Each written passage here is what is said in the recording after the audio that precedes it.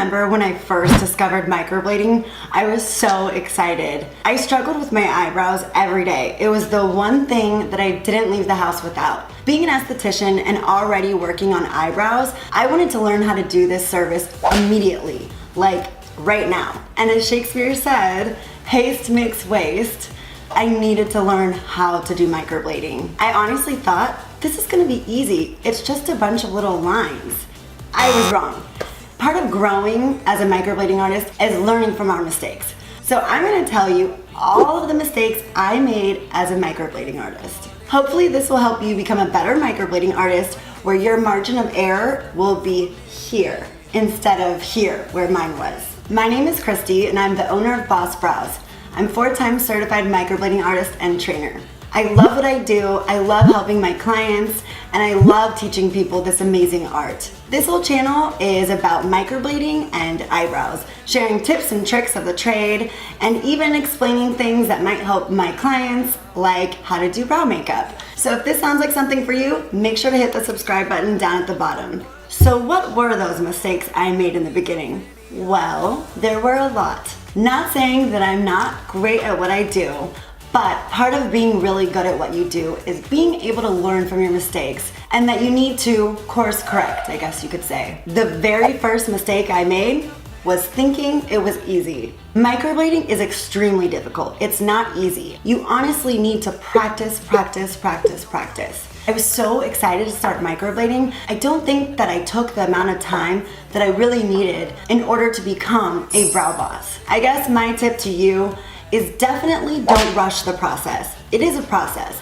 and it can be frustrating and it can be defeating sometimes, but when you nail a pair of brows and they just look awesome, it is the most gratifying, amazing, awesome feeling you can ever have. Number 2 was training. Unfortunately, I did rush into this, so I didn't do all the research finding the best trainer. And the girl who did my brows said she did training. Well, not so much. She was more into stealing your money and saying she trained you than actually providing a good training experience. It was extremely devastating having money taken from me when I was already broke.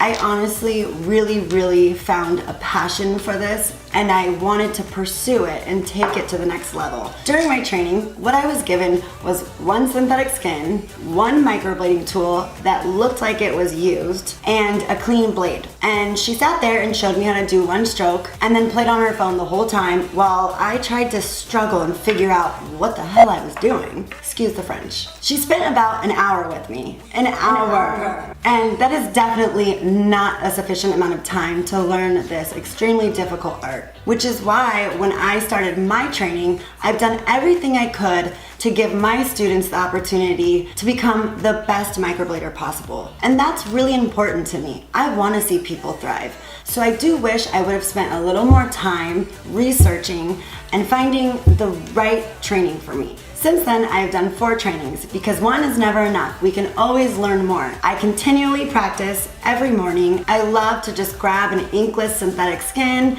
and practice my strokes. So, lesson learned. Do your research when looking for a training. Number 3, sample your products. If you're trying something new, sample the products first. This is a mistake I made. I trusted that wherever I was buying my products from, they knew what they were doing and they were giving me the creme de la creme microblading product, which unfortunately wasn't always the case. Now, I'm not here to bash anyone. That's not really my style, but I will say I found some pigments that were terrible. They looked great in the beginning, but when they came back healed a few months later, the color just changed. So even though you might be giving away some free services, the knowledge and experience you gain from doing those services and learning how to use your new tools or pigments is way worth it. It's something I wish I would have done. The 4th one, color corrections. Color corrections are a pain in the ass. They're difficult, especially if a client is coming in and they have old PMU and they want you to fix it. Now, at the time, I was so excited to get new clients and to practice my craft that I was willing to take anyone. I didn't care how bad their permanent makeup was.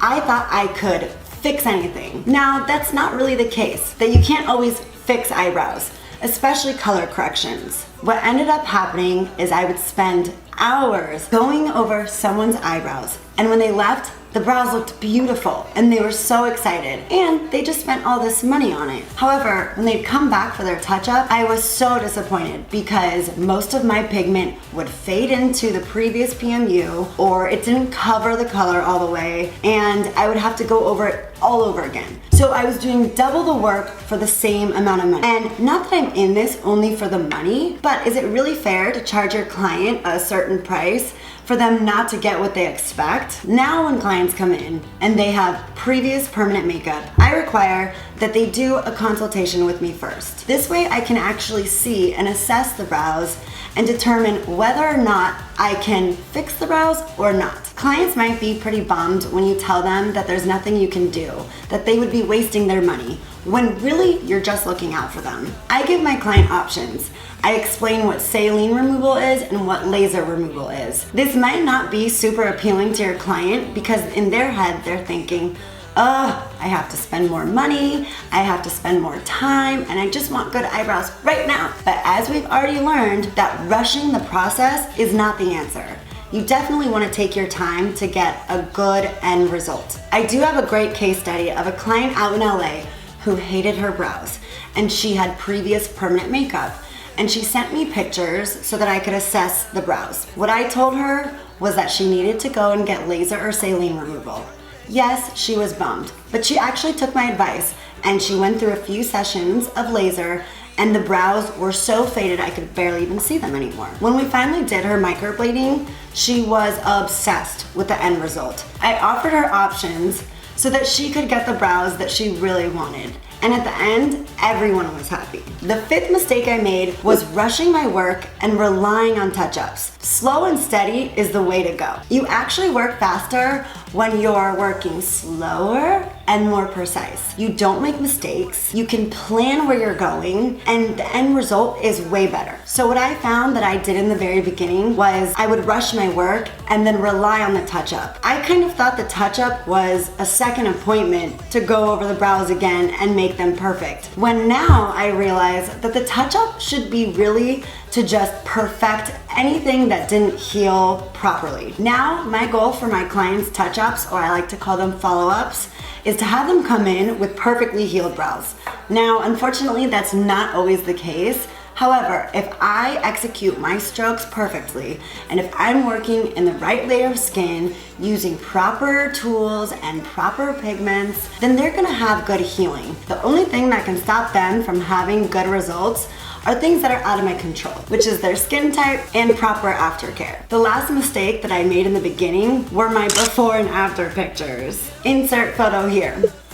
Okay, yes, my work was not terrible. However, my pictures were terrible. They're dark, they're a little blurry. I don't know if I just didn't know how to take pictures or what, but taking bad before and after pictures is a huge mistake because this is the way you sell yourself.